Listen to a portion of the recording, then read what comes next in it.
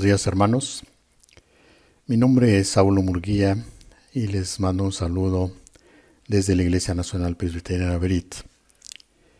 Es un placer para mí dirigirme a ustedes el día de hoy para hablar sobre la palabra de Dios. Voy a dar lectura al Salmo 32, que es el pasaje sobre el cual vamos a estar meditando el día de hoy. Dice así la palabra de Dios. Bienaventurado aquel cuya transgresión ha sido perdonada y cubierto su pecado. Bienaventurado el hombre a quien Jehová no culpa de iniquidad y en cuyo espíritu no hay engaño. Mientras callé, se envejecieron mis huesos en mi gemir todo el día, porque de día y de noche se agravó sobre mí tu mano, se volvió mi verdor en sequedades de verano. Mi pecado te declaré y no encubrí mi iniquidad. Dije, confesaré mis transgresiones a Jehová, y tú perdonaste la maldad de mi pecado. Por esto orará a ti todo santo en el tiempo en que pueda ser hallado. Ciertamente en la inundación de muchas aguas no llegarán estas a él. Tú eres mi refugio, me guardarás de la angustia, con cánticos de liberación me rodearás. Te haré entender y te enseñaré el camino en que debes andar. Sobre ti fijaré mis ojos. No seáis como el caballo o como el mulo sin entendimiento, que han de ser sujetados con cabestro y con freno, porque si no, no se acercan a ti. Muchos dolores habrá para el impío, mas al que espera en Jehová, le rodea la misericordia. Alegraos en Jehová y gozaos justos, y cantad con júbilo todos vosotros, los rectos de corazón. Amén.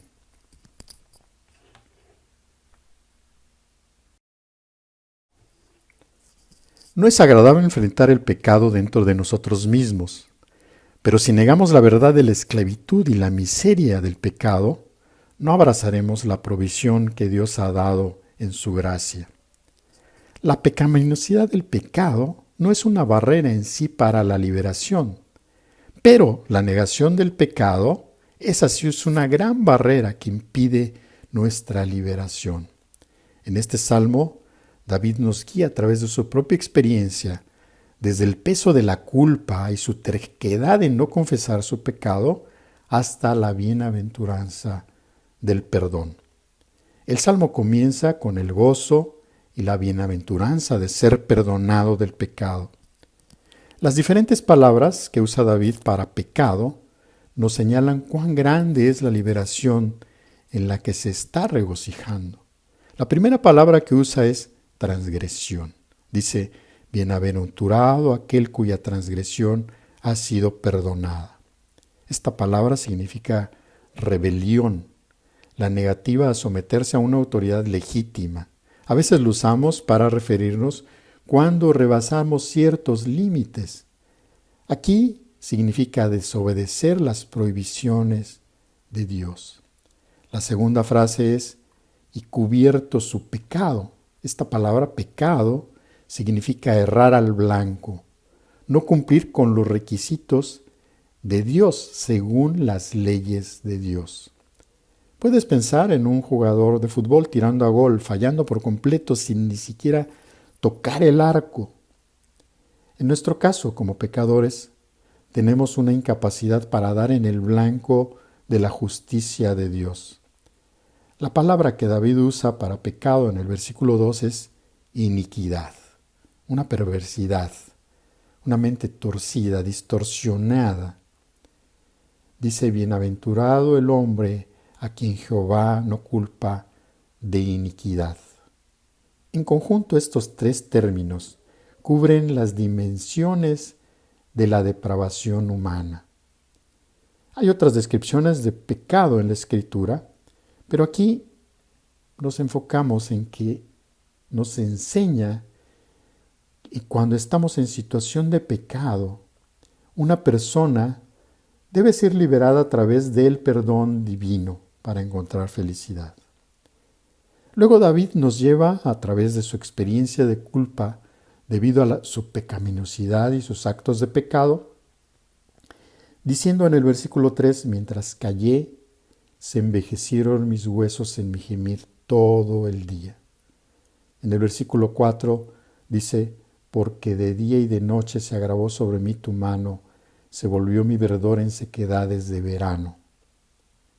Vemos que David se resistía a confesar su pecado. La resistencia surge de la vanidad y la justicia propia que nos ciega a nuestro pecado. Pero también puede deberse a la falta de voluntad para querer ser liberados del pecado. Dios, sin embargo, en su gracia nos hace sentir incómodos o miserables en el pecado para que podamos verlo por el mal que es. Dios entrega a algunas personas a la dureza de sus corazones y a la perversidad, pero si pone el peso de la culpa sobre nosotros, está siendo misericordioso al sacudirnos para buscar la liberación que necesitamos. No dejó a David contento con su pecado. Dios, con su propia mano, hizo a David miserable. Se sentía miserable al conocer y darse cuenta del pecado en el que estaba. En el versículo 5 vemos que David encuentra alivio de la culpa al reconocer y exponer su pecado ante Dios. Dice, mi pecado te declaré y no encubrí mi iniquidad. Dije, confesaré mis transgresiones a Jehová y tú perdonaste la maldad de mi pecado. Él confiesa su pecado. Confesar y alejarnos del pecado no nos hace daño como creemos que lo hará. Conduce a la bienaventuranza. La miseria de la culpa es hecha a un lado, quitada. David dice a Dios, tú perdonaste la maldad de mi pecado. La confesión del pecado no es la causa del perdón, porque Dios perdona, pero sí es la condición. Es como tener una enfermedad grave, por ejemplo, una gangrena. Si te niegas a admitirlo, la gangrena de todas maneras seguirá carcomiéndote. Incluso admitirlo no es tratamiento, no arreglará el problema. Sin embargo, admitirlo es un requisito previo para buscar el tratamiento. Huele mal, está podrido, quieres poner fin a su miseria. Entonces no lo ignorarás más. El pecado es diferente a este ejemplo en que somos culpables, es una cuestión moral. Si no somos perdonados, moriremos. Y esto será justo. Moriremos justamente. Curiosamente, David, el pecador perdonado, concluye el versículo 10 diciendo, muchos dolores habrá para el impío, mas al que espera en Jehová le rodea la misericordia. No se considera a sí mismo en esa categoría de los impíos, los malvados, porque él sabe que ha sido perdonado. Qué maravilloso Dios tenemos, hermanos, y qué gran gozo tenemos en el perdón del Señor. Los malvados aquí los compara con la mula o el caballo, que solo pueden moverse con un cabestro en la boca. Muchos dolores vendrán a los impíos, dice. No así al creyente. Su gran misericordia, el perdón de Dios nos rodea. Tenemos plena confianza en este Dios poderoso que no solo perdona nuestros pecados, sino que nos llevará para estar con Él para siempre. No enfrentamos el tiempo de angustia eterna que vendrá sobre los impíos. Nunca ha entendido completamente por qué Dios dio a su Hijo único para morir por nuestros pecados. Eso está más allá de la comprensión humana. Pero es un hecho que reconocemos porque lo vemos en su escritura. La única respuesta que tenemos ante ello es postrarnos ante este Dios y pedir su perdón por nuestros muchos pecados. Dios nos salvará de una condenación eterna y nos preservará aún mientras estemos aquí en la tierra.